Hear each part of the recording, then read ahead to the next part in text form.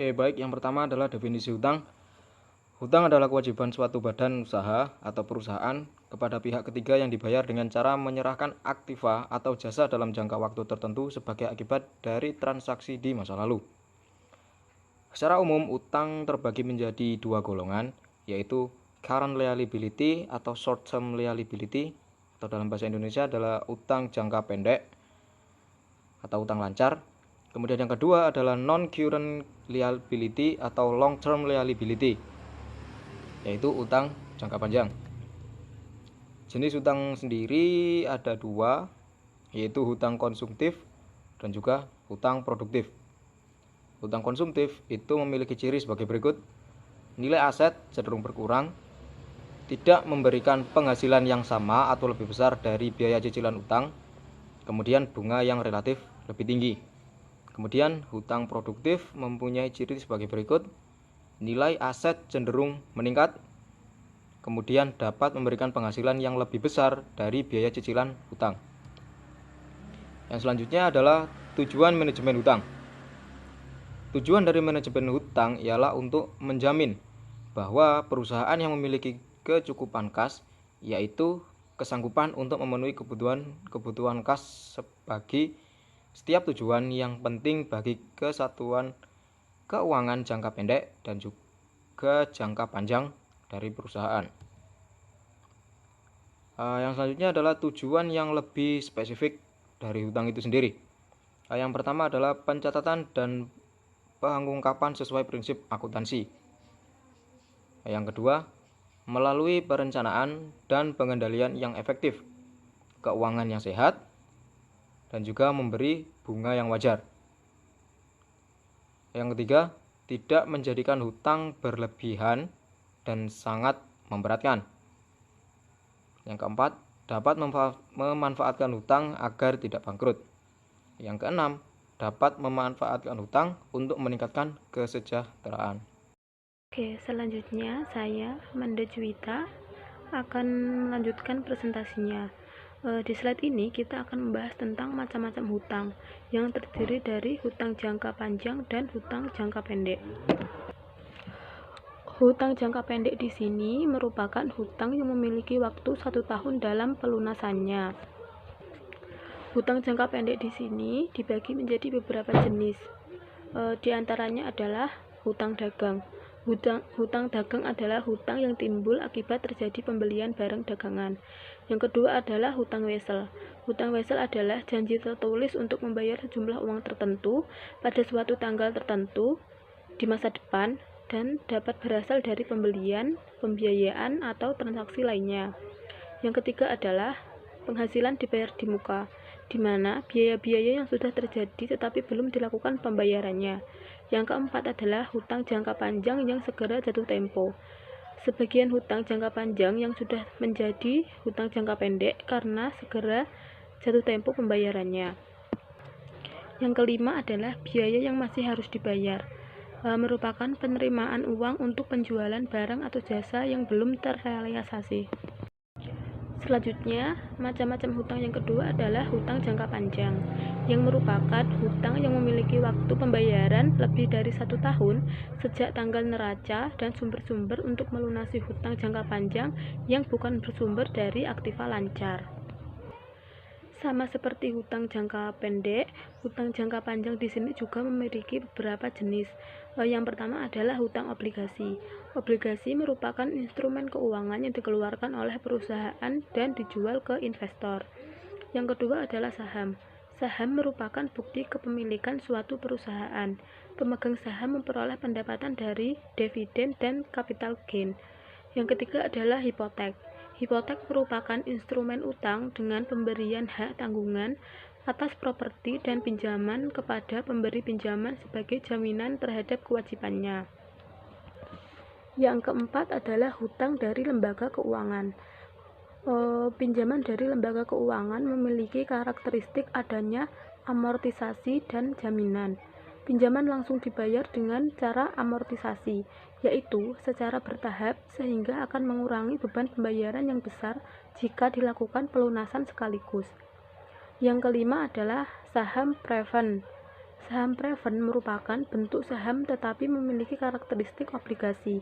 Saham preferred memperoleh dividen yang besarnya tetap. Yang keenam dan yang terakhir adalah modal ventura.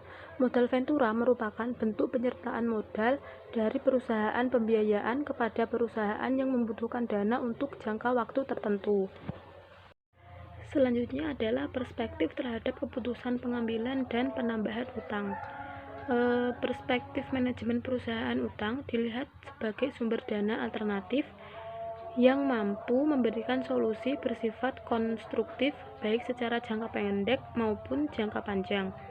Perspektif para pemegang saham utang adalah sumber pendanaan eksternal yang lebih disukai karena bunga atas sebagian besar utang tersebut jumlahnya tetap, dan jika bunga kurang dari pengembalian atas aset operasi bersih, maka selisih tersebut akan menjadi keuntungan bagi investor ekuitas. Di sini bunga merupakan beban yang dapat mengurangi pajak, sedangkan dividen tidak. Perspektif yang dimaksudkan tadi ada dua, yaitu perspektif manajemen perusahaan dan perspektif para pemegang saham. Perspektif manajemen perusahaan di sini menganggap utang dilihat sebagai sumber dana alternatif yang mampu memberikan solusi bersifat konstruktif baik secara jangka pendek dan jangka panjang. Sementara perspektif para pemegang saham ini menganggap utang adalah sumber pendanaan eksternal yang lebih disukai karena dua alasan.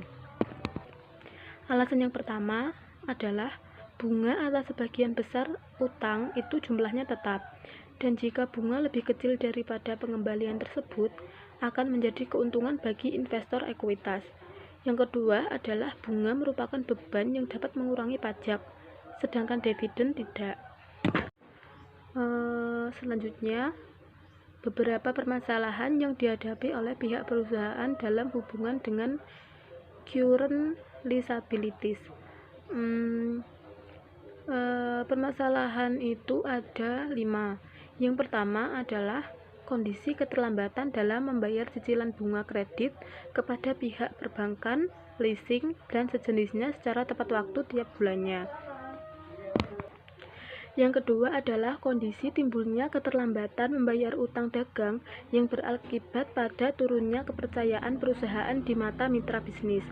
Yang ketiga, kondisi keterlambatan membayar bunga obligasi sehingga menyebabkan perusahaan harus melakukan negosiasi dengan pemegang obligasi, sehingga jika ini terus terlambat memungkinkan pemegang obligasi beralih menjadi pemegang saham. Yang keempat, keterlambatan membayar dividen pemegang preference stock atau saham istimewa secara semesteran, sehingga menyebabkan turunnya kredibilitas perusahaan di mata publik. Yang terakhir adalah terlambat dalam membayar gaji karyawan secara tepat waktu. Nah, selanjutnya yaitu solusi dalam mengatasi permasalahan dalam current liability. Yang pertama solusinya yaitu kewajiban perusahaan untuk selalu mampu membayar angsuran bunga kredit secara tepat waktu. Dan yang kedua, kewajiban perusahaan untuk selalu mampu mempertahankan posisi keseimbangan antara kewajiban harus tetap dibayar dan sejumlah dana yang harus dipakai untuk mengaktifkan operasional perusahaan secara berkelanjutan. Dan yang ketiga yaitu manajer keuangan berkewajiban secara disiplin untuk mengawasi penggunaan alokasi utang jangka pendek. Dan yang terakhir, yang keempat, manajer perusahaan melakukan pengawasan secara ketat terhadap kewajiban bayar gaji karyawan, beban listrik, beban telepon, beban PDAM atau air minum secara tepat waktu. Dan selanjutnya, hutang dan nilai perusahaan. Keputusan berhutang merupakan salah satu solusi mempercepat aktivitas produksi dan juga mempertahankan posisi perusahaan untuk terus bisa beroperasi. Menghitung perputaran aktiva dan tingkat keuntungan bagi suatu perusahaan sangatlah penting. Perhitungkan dan mengetahui tingkat perputaran aktiva serta mengetahui tingkat keuntungan berdasarkan aktiva Karena hutang jika sudah lunas juga akan berubah menjadi aktiva. Selanjutnya rumus menghitung total aktiva, yaitu PA sama dengan FA plus CA, di mana PA adalah total aset, FA adalah fixed asset, dan CA adalah current asset. Dan rumus menghitung perputaran aktiva yaitu PA sama dengan PJL per PA, di mana PA adalah perputaran aktiva, PJL adalah penjualan, dan TA total aktiva untuk total aktiva. Jadi di sini saya akan menjelaskan mengenai rumus untuk menghitung tingkat keuntungan berdasarkan aktiva. Sebelumnya kan sudah dijelaskan mengenai rumus menghitung total aktiva dan rumus menghitung perputaran aktiva. Nah, jadi sekarang saya akan menjelaskan sedikit mengenai rumus menghitung tingkat keuntungan berdasarkan aktiva, yang mana rumusnya kita bisa lihat di PPT, yaitu TKBA sama dengan PJL dibagi TA dikali 100%, di mana TKBA adalah tingkat keuntungan berdasarkan aktiva, sedangkan PJL yaitu penjualan, TA adalah total aktiva dikali 100%. Nah, di sini saya mempunyai satu contoh di mana pada bulan Februari 2012 manajer keuangan PT Sepatu Alam Jaya sedang melakukan kajian dengan seluruh staf keuangan, di mana hasil kajian tersebut memperlihatkan penjualan sebesar Rp42.430.000 dengan penghasilan laba operasi dari penjualan sebesar 12,5%. Dalam rangka meraih dan memperoleh penjualan tersebut, pihak manajemen perusahaan memperhatikan kondisi neraca yang ada, di mana kondisi neraca perusahaan adalah sebagai berikut.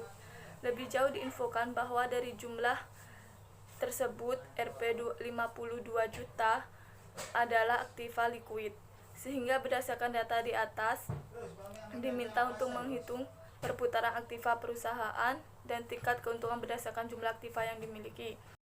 Nah, cara penyelesaian soal tersebut yaitu yang pertama, kita menghitung total aktiva, di mana rumusnya yaitu TA sama dengan FA ditambah CA.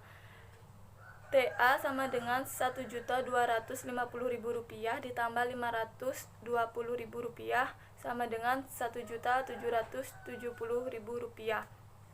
Itu merupakan total aktiva, nilai total aktiva.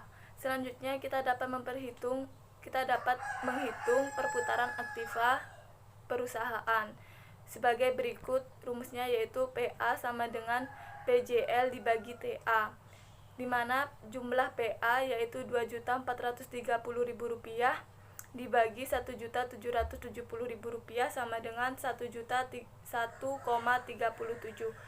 Nah, selanjutnya yaitu menghitung tingkat keuntungan berdasarkan jumlah aktiva yang dimiliki.